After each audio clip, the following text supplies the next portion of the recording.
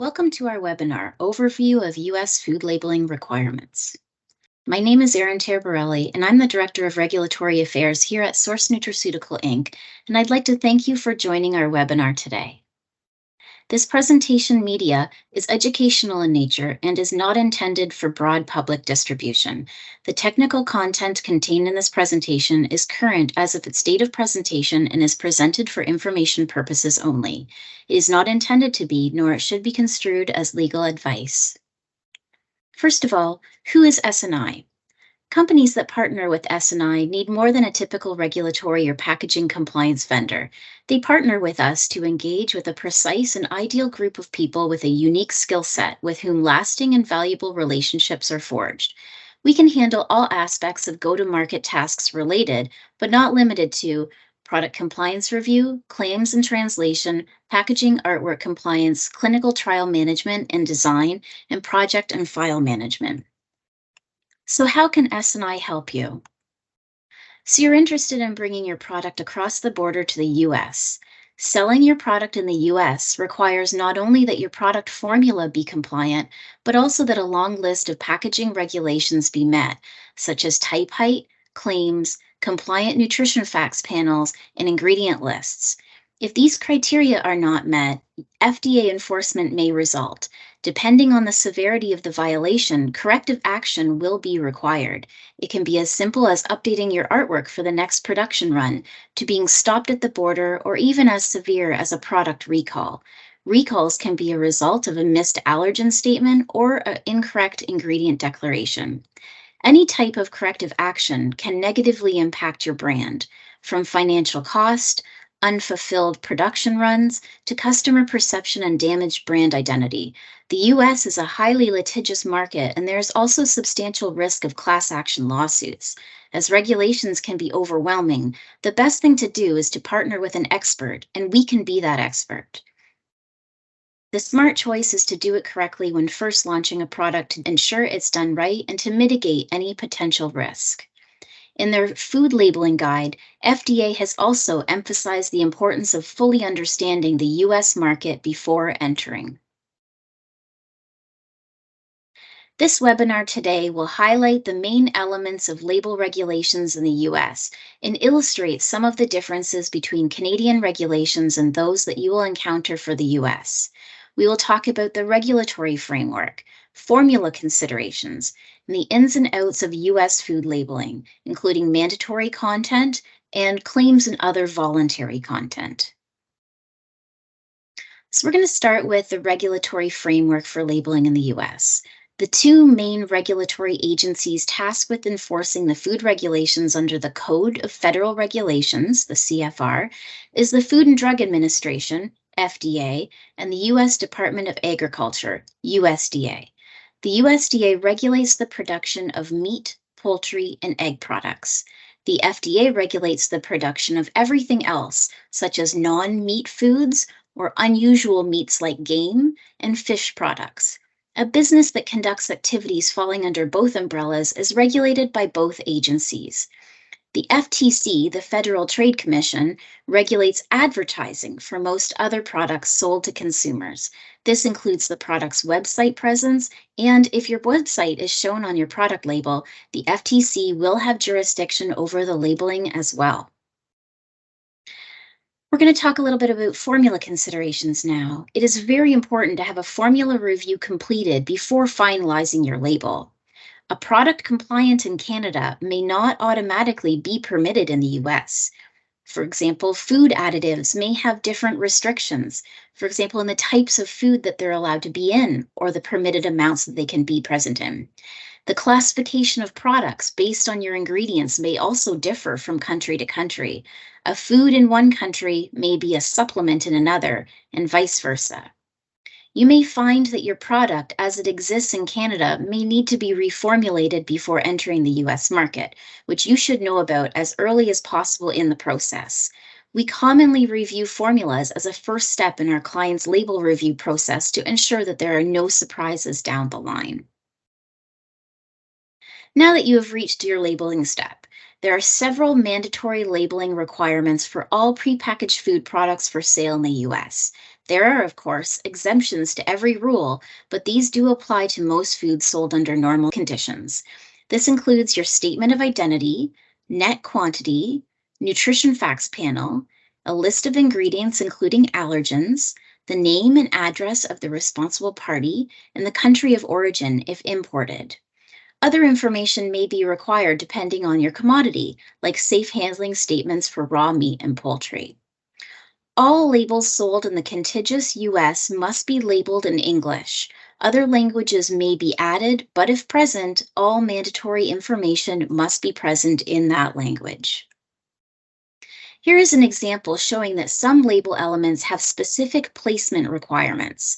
The principal display panel, the PDP, is the panel that is facing the consumer under customary conditions of sale. The statement of identity and net quantity at minimum must be located here. Others, if not also found on the PDP, must be placed on the information panel, which is the panel to the immediate right of the PDP. This includes the nutrition facts panel, ingredients, company name and address, as well as the country of origin. These mandatory elements must be placed together with no intervening material. Let's start with the statement of identity. The statement of identity is the legal name of the product. This may be a regulated name, or in the absence of that, the common or usual name of the product, or an appropriate descriptive name. In the US, it must be one of the most prominent features on the PDP, and the brand name must not be substantially more prominent. When choosing a statement of identity for your product, you must consider potential differences in the standards of identities between countries. The pasta that you have in Canada may be your macaroni product in the US due to regulated standards. Fanciful names can also be used, so you can still use pasta on your label, though it may not be compliant on its own. Conversely, the standard name can only be used when the standard criteria is met. For example, peanut butter has a standard of identity in the US. It doesn't in Canada. So when the standard for peanut butter has not been met, another name must be used. In some situations, peanut spread must be used as the statement of identity, since this would accurately describe the product under the US regulations. The next mandatory label element is the net quantity statement. This is the amount of the product in the package and must be placed on the PDP. This will be declared by weight, volume, or count, depending on the type of product. There are differences between the US and Canada, including formatting, whether to use imperial and metric versus just a metric in Canada, and even whether the products should be measured in weight versus volume. For example, jam in Canada is volume. In the US, it's measured by weight. Moving on to the information panel. Remember, that's the one immediately to the right of the PDP. The ingredient list must be prominently displayed on the information panel next to the nutrition facts panel. It's generally declared in descending order by weight, though there are some exceptions, of course. Components listed by the legal or common usual name, and subcomponents of ingredients declared in brackets, though there are some exceptions here as well. Some differences between the US and Canada ingredient lists include ingredient nomenclature can differ. The same ingredient can have completely different names when you cross the border. Certain wording around chemical preservatives is mandatory in the US. The formatting of the ingredient lists differ. And permissions and exemptions differ. For example, the permission to declare contains 2% or less of in the US, and the list of ingredients exempt from declaring subcomponents is much shorter in the US. Also, priority allergens. Sulfites is not permitted to be declared in an allergen statement in the US, and non-wheat sources of gluten such as barley and oats are not considered allergens, but coconut is, as it is a tree nut under the US regulations. Food allergens must be declared as part of the ingredient name, or in brackets following the ingredient, or in a contained statement. Precautionary statements to alert consumers of a possible presence are also permitted, though they are voluntary. Here is an example of an American ingredient list and some differences that might stand out to you. Nomenclature. High fructose corn syrup is used instead of glucose fructose, which is the Canadian name. And food color names are also different. The declaration of preservative is mandatory in the US. The declarations of the vitamins and minerals in the enriched wheat flour is mandatory in the US, where Canada would exempt this. There are, of course, no sugar grouping in the US, and there are no formatting requirements beyond minimum type height. The contain statement, you notice it doesn't have to have barley, which is listed in the ingredients, where Canada would require barley to be in the contain statement. The next mandatory label element is the nutrition facts panel, which provides information to consumers on the nutrients in the food. It is placed on the information panel, which is immediately adjacent to the ingredient list and company name and address with no intervening material. Of course, there are some differences between the US and Canada here as well. Mandatory and voluntary nutrients to declare may be different, the formatting of the panel is very different, and the rounding rules can even be different. Daily values are getting closer, but there are also some differences here as well. Here you can see some of the differences. The daily values used in these tables are more closely aligned than they ever have been in the past, but the nutrients that have daily values are different, such as carbohydrates. One of the biggest differences we may see is the serving size. Both countries have established reference amounts for foods, which must be used when declaring the serving sizes on the label. As an example, in the US, you may see 1 slice of bread as a serving, whereas in Canada, the required amount to declare is always 2 slices. One of the biggest differences is the requirement for dual column panels in the US. New regulations in 2015 introduced the requirement for dual column nutrition facts panels when a package was between 200 and 300% of the regulated serving size, showing the nutrient values per serving, as well as per container. This does not exist in Canada. The next label element is the company name and address. It must be prominently displayed on the information panel next to the ingredient list. Even this has differences between US and Canada. For example, if the company named is not the manufacturer, you must include a statement such as manufactured by or distributed for. In the US, you must include a street address unless it can be found in a city directory.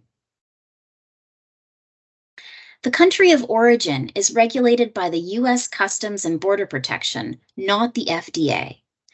If the product was imported, it must include this country of origin, which is the country of last major transformation. It's prominently displayed on the information panel next to the company name and address. It is most commonly shown as product of. We're going to talk a little bit about the National Bioengineered Food Disclosure Standard. This standard is fairly new. It requires food manufacturers and importers to disclose when food offered for retail sale is bioengineered or uses BE food ingredients. BE foods contain detectable genetic material that has been modified through in vitro DNA techniques and for which the modification could not otherwise be obtained through conventional breeding or found in nature. Highly refined ingredients that do not contain detectable modified genetic material are not bioengineered foods. Typical BE ingredients include alfalfa, canola, corn, cotton, potato, soybean, summer squash, and sugar beet. There is a list of ingredients that when you see them on the market, they are almost always bioengineered. If you have canola in your product, you need to be able to prove that it is not bioengineered, or else you have to automatically disclose on the packaging. Also, if your ingredient is not on this list, but you do know that it contains bioengineered material, you must disclose. And this disclosure must be made on the label by a symbol, phone number to call, or the statement contains bioengineered food ingredients. The symbol, phone number, or statement must be placed either on the front panel or on the information panel near the company name and address. We're moving on to voluntary labeling now. So anything that is said about the food that isn't mandatory could be considered a claim. Many claims have specific criteria that the food must meet in order to make the claim. Some claims don't have regulated definitions or criteria, but substantiation will need to be held to ensure that consumers are not misled. There are different types of claims, starting with nutrient content claims. These state or imply the level of a nutrient. For example, low fat, 5 grams of protein, source of potassium. These nutrient content claims have highly regulated criteria, and only wording specified in the regulations may be used. There are also health claims. Health claims indicate a relationship between a food and disease risk reduction. For example, diets low in saturated fat and cholesterol that include 25 grams of soy protein a day may reduce the risk of heart disease. One serving of, name of food, provides X grams of soy protein. These are highly regulated with specific criteria, and only the wording in the regulations may be used. Structure function claims describe the role of a nutrient or ingredient has on the function of the healthy body. For example, protein builds strong muscles. These are more common in dietary supplements, though certain ones may be acceptable for food. There are method of production claims, for example, kosher, halal, natural, non-GMO. These are claims on the way a product is made. There is no regulated definition or criteria in the regulations, and you must ensure substantiation is held. On the other end of the spectrum is organic, which is highly regulated under the USDA. An organic certification of your product is required to make any organic claim on the label. Composition and quality claims such as vegetarian, vegan, or pure. These highlight the presence of highly desired ingredients or even the lack of less desirable ingredients such as no preservatives, no artificial sweeteners, or allergen-free. There are no regulated definitions or criteria for these, and because of these, they tend to be subjects of litigation. You need to ensure that substantiation is held for these claims to ensure that the claim is true and not misleading. A very common other type of claim is origin claims, such as made in the USA. This is defined by the FTC and is highly enforced. Pictures, logos, and trademarks are claims as well, and any implied messaging from these must be substantiated. Here is an example of moving a Canadian label to US regulations. You can see some changes that had to be made, including removing French, updating the net weight statement to the US format, reviewing the nutrient content claims to make sure the criteria is met in the US. And on the back panel, the US Nutrition Facts panel, including your daily value differences, serving size change, and different nutrients to declare. There's also ingredient list formatting and updated ingredient names. The romance copy had to be reviewed and updated to meet US regulations. And the placement of mandatory information also changed. In conclusion, we've looked at the main elements of the US food labeling and how they differ from the Canadian regulations, and how important it is to reduce your risk by understanding these details before moving into the US market. It is really difficult to know what you don't know, and we recommend partnering with an expert to ensure you are prepared. So, why choose SNI? SNI is a contract research organization specializing in the commercialization of foods, functional foods, and dietary supplements in Canadian and US markets. We offer a broad range of consulting services that will support companies looking to expand into the US and Canada, and we proudly represent a wide variety of global brands in various industries. With our 3 unique divisions, our team can support you through any regulatory, clinical research, or graphic design need. If you have questions on US or Canadian formula or label compliance, please don't hesitate to reach out. I've included the contact information for myself and our Director of Client Optimization here, and we would be happy to have a conversation about how we can help. Thanks for listening, and I hope you enjoyed the webinar.